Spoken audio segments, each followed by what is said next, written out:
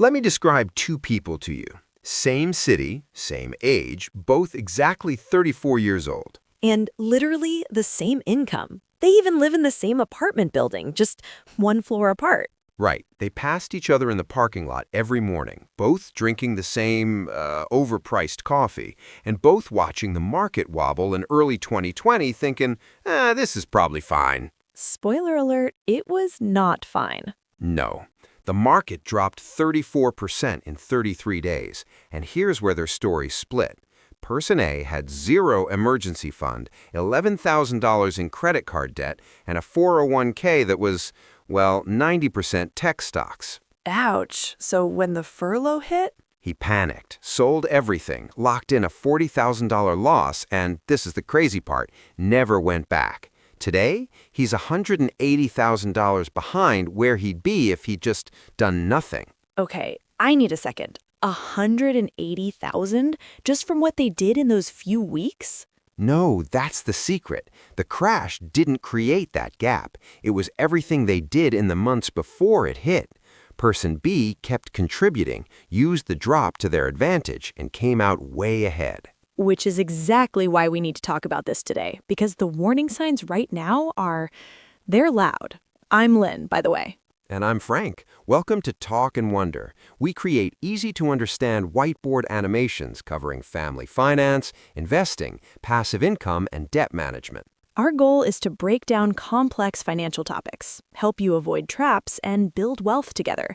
If you want to secure your future and not end up like Person A, you are exactly in the right place. So, before we get into the exact steps of what to do, we need to look at the market today. Because I don't want to sound like a doomsday prepper, but the red flags are everywhere, Frank. I mean, look at the Shiller PE ratio. exactly. For those who don't know, it's one of the best long-term valuation measures we have. Right now, it's sitting in the high 30s.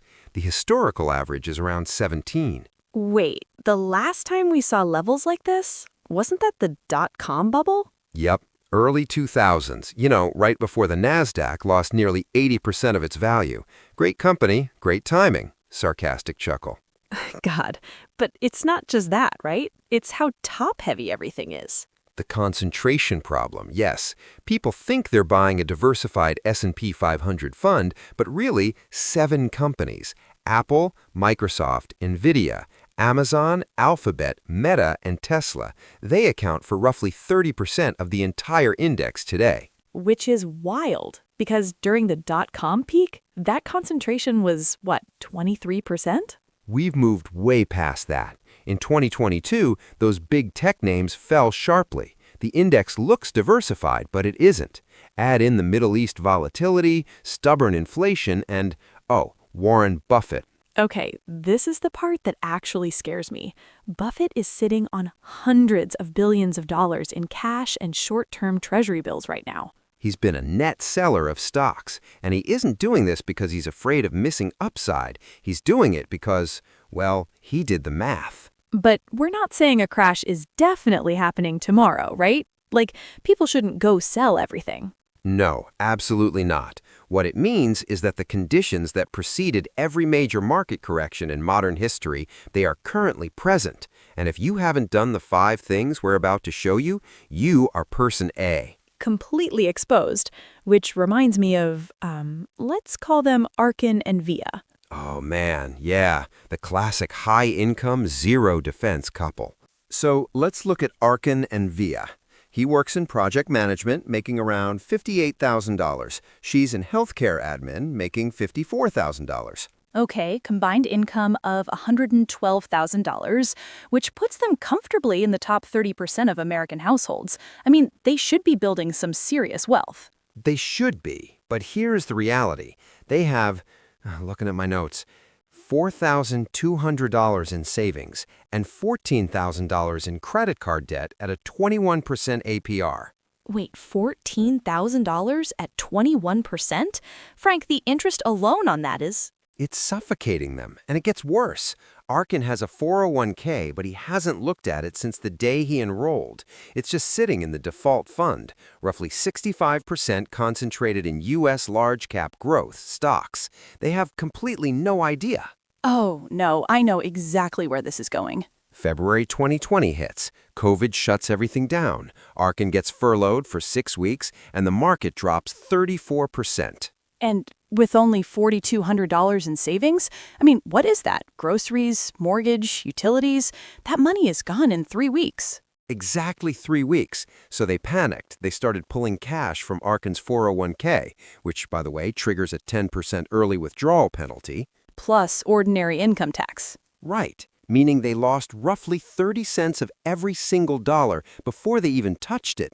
And then, mid-March, the absolute bottom of the market. The news is terrifying. They need cash, so they sold the rest of it. Exhale sharply. They locked in the loss. But Frank, the S&P 500 recovered to its pre-crash high by August. That was only 5 months later. They missed the entire recovery because they weren't in the market anymore. When Arkin finally re-enrolled 6 months later, money was tight, so he set his contribution back to just 3%. By the end of 2021, the S&P 500 was up 114% from that March bottom. And they captured zero of it. Zero. Through that sequence of decisions, they lost approximately $60,000 to $80,000 in potential account value. Softly. And the saddest part is, they aren't irresponsible people. They literally just did what felt rational when they were backed into a corner. Exactly. They didn't lose because the crash was specifically worse for them. They lost because they were completely financially exposed when it hit. Which brings us to the truth about emergency funds that, honestly, nobody wants to hear. That it's not just some boring personal finance 101 tip? It is the single piece of infrastructure that determines if a market crash destroys you or barely affects you. Look, if the market drops 40%, but you have 6 months of expenses and cash, that drop is just a number on your screen. You wait, you keep investing. The crash is actually working for you. Because you're not forced to sell your investments to pay for a broken water heater. But if you only have $800 in the bank? Then the drop is a ticking timer. The moment an unexpected expense hits, and they always do, you are forced to sell at the worst possible price, just like Arkin and Via. So let's do the math on that. If a family's bare-bones monthly expenses are, say, $4,500, they need, $27,000 in accessible cash. Yeah, and the median savings account in America right now holds about $8,000. CUD. So most people aren't just a little short. They're in completely different zip codes from where they need to be. So before we talk about where to put your cash, I want to ask you a question. Okay, shoot. If a guy walked up to you right now on the street and said, "Hey, I have a guaranteed, completely risk-free investment returning 22% every single year," what would you do? I'd throw every single dollar we have at it, and then I'd ask him if it's legal. Exactly. You'd take it in a heartbeat. Well, paying off a credit card at a 22% APR is that investment. Oh, you tricked me. That was a setup. It was totally a setup. But think about it. It is a guaranteed, risk-free 22% return on every dollar you put toward it. The S&P 500 has returned what? About 10% annually over the long run? Your credit card is quietly beating the stock market. Just in the wrong direction. Yeah, in the absolute worst direction. And right now, Americans are carrying over $1.3 trillion in credit card debt. That's a record high. So when you combine that record high-interest debt with the fact that most people have practically zero emergency savings. The math for a market crash is catastrophic. Right, because I remember when we were first married, we kind of fell into that trap. Not 22%, but it was the minimum payment trap. Oh man, let's not talk about the furniture store card. I mean, the sofa was beautiful, but we spent 3 years just paying off interest because we wanted to keep putting money into our investment accounts. The logic was impeccable. The logic was deeply flawed, and that's the exact mistake people make. They think they need to invest while carrying bad debt. So here is the framework. It's called the 6% threshold. Okay, how does that work? Any debt you have with an interest rate above 6% gets paid off before you make additional investments. Because the guaranteed return of eliminating that debt. Exactly. It beats the expected return of the stock market. If your debt is under 6%, like a 3% mortgage or a low-interest car loan, then investing wins. You just pay the minimums on those. Wait, but what about the 401k match at work? Because I know people are going to ask, should I stop my 401k to pay off credit cards? Great point. That is the one exception. You always contribute enough to your 401k to capture your full employer match first. Right, because that's literally free money. It's an instant 50 to 100% return before the money even touches the market. Nothing competes with that. You capture the match, and then you attack the high-interest debt from highest to lowest, because going into an uncertain market with bleeding debt is how you get wiped out. So let's say someone is listening to this and they actually do it. They build the 6-month cash cushion, they put it in a high-yield savings account earning 4 or 5%. Which is what you should be doing, by the way, not the 0.01% at a megabank. Right. And let's say they kill their credit card debt. They are defensively prepared. Okay. But then the crash actually happens. Their account drops 30%, and every instinct in their body is going to tell them to do one specific thing. They look at their account, see it's down 30%, and their immediate instinct is to hit pause, to just stop contributing until things feel safe again. Which is the absolute worst thing you can do.